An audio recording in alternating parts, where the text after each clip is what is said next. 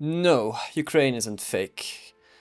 Hi, my name is Benoit. I make videos about history, especially the parts that people lie about. Today we're tackling something truly absurd. The idea that Ukraine isn't real, that it's a fake country, a Nazi invention, a Western puppet, all myths that are pushed by the Russian state to justify a brutal invasion. But history tells a different story, one Russia is desperate to erase. Let's start with a basic fact. Ukraine is not a recent invention. The idea of Ukraine and of Ukrainians as a people is hundreds of years old. In medieval times, the powerful Kyivan Rus was centered in what's now Kyiv. Yeah, that Kyiv, the one that Russia is bombing with missiles. Kyivan Rus wasn't Russian in the modern sense. It was a multi-ethnic federation with deep Slavic roots and Orthodox Christianity. And it's claimed today by modern Russia, Belarus, and also Ukraine. In reality, it was closer to Ukraine, geographically, culturally, and politically, than anything we'd call Russia today. The primary chronicle, written around 1113, a foundational text of the Kyivan Rus, places Kyiv as the political and spiritual heart of the region, not Novgorod or Moscow, which didn't even exist yet. Moscow didn't even appear in written records until the 1147 chronicle, centuries after Kyiv was already a major center.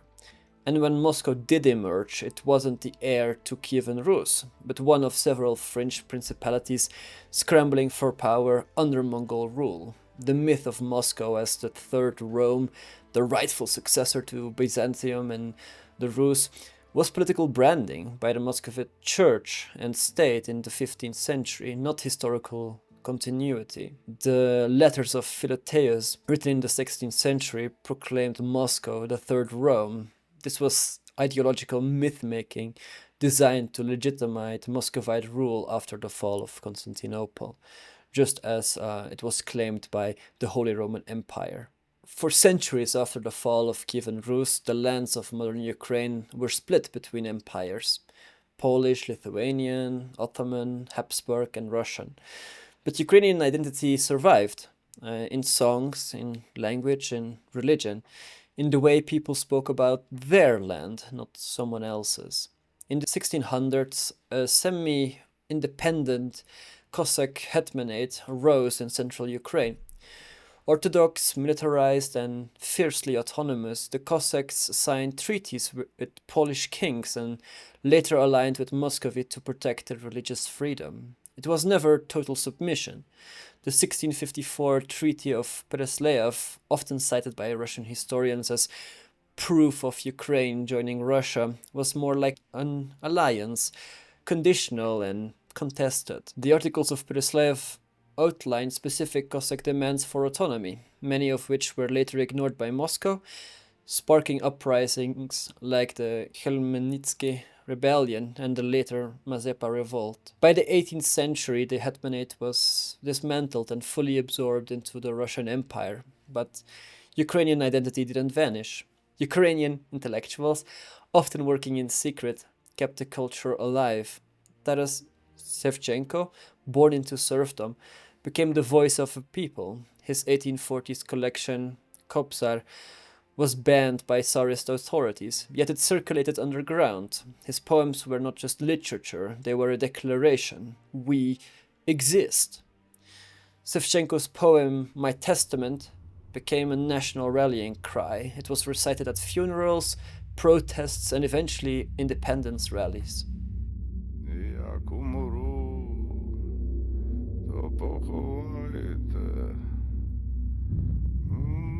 На могилі серед степу широкого на Вкраїні милі. Fast forward to 1917, the Russian Empire collapses and Ukraine declares independence. For a brief window, there was a real Ukrainian state, the Ukrainian People's Republic.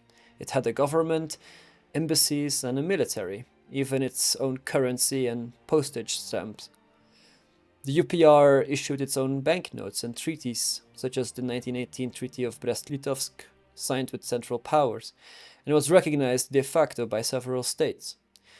The Republic was short-lived. It was crushed by the Bolsheviks during the Russian Civil War. The Red Army invaded Kyiv multiple times between 1918 and 1921. Still, this idea of a sovereign Ukraine didn't vanish. Underground movements, cultural societies, and partisan forces kept it alive even after the Republic fell. And when Ukraine declared independence again in 1991, it wasn't inventing a country, it was restoring one. There's a myth, pushed very hard by Putin, that Ukraine only exists because of Lenin, that it was created by the Soviet Union, but that's not just wrong, it's propaganda. The truth is, Ukraine declared independence on its own, was crushed by force, and then absorbed into a Soviet structure designed to control it. Lenin's 1919 letter, The Question of Nationalities or Autonomization, reveals his concern about great Russian chauvinism, but his solution wasn't independence, it was tighter Soviet integration under the appearance of equality. The Ukrainian Soviet Socialist Republic was not freedom, it was a mask. Over the next decades, Ukrainian culture and autonomy were systematically dismantled. One of the most horrific moments came during the Holodomor, Stalin's man-made famine of 1932 to 1933, which killed an estimated 3 to 4 million Ukrainians. US reports from 1933, now declassified, describe entire villages starving to death. Soviet archives confirm forced grain requisitions and the sealing of international borders to prevent escape. Even after the famine, repression continued. Ukrainian language schools were closed, books were banned, artists and intellectuals were purged in the 1930s and again in the 1970s. Russification wasn't just policy, it was a war on identity. The 1972 arrest of poet Vasil Sturs for anti-Soviet agitation is one of many. His crime?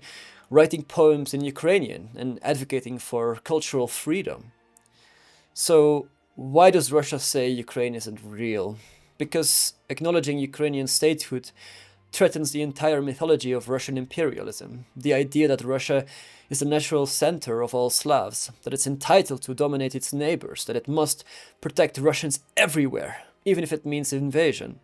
This isn't new, but it's been weaponized with renewed intensity since 2014, or some people would argue 2008, when Russian troops went into Georgia. In his 2021 essay on the historical unity of Russians and Ukrainians, Vladimir Putin claimed that Russians and Ukrainians are one people, and that true Ukrainian sovereignty is only possible in partnership with Russia.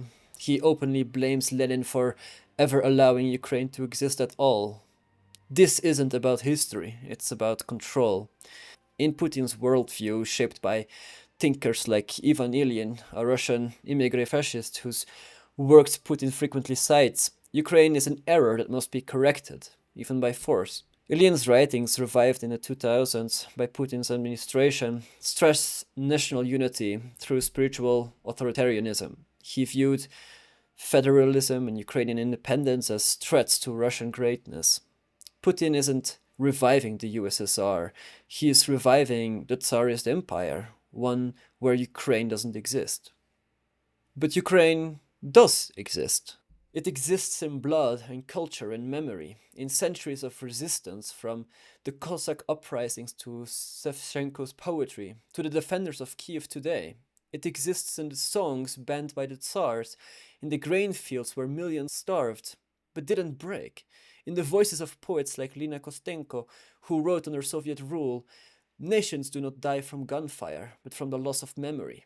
And memory, in Ukraine, has always survived. No missile, no lie, no empire will erase that. Thanks for watching. If you found this valuable, consider liking, subscribing, and sharing. This kind of history isn't always thought, but it's always worth knowing. Sources are linked in the description. Thank you very much for listening.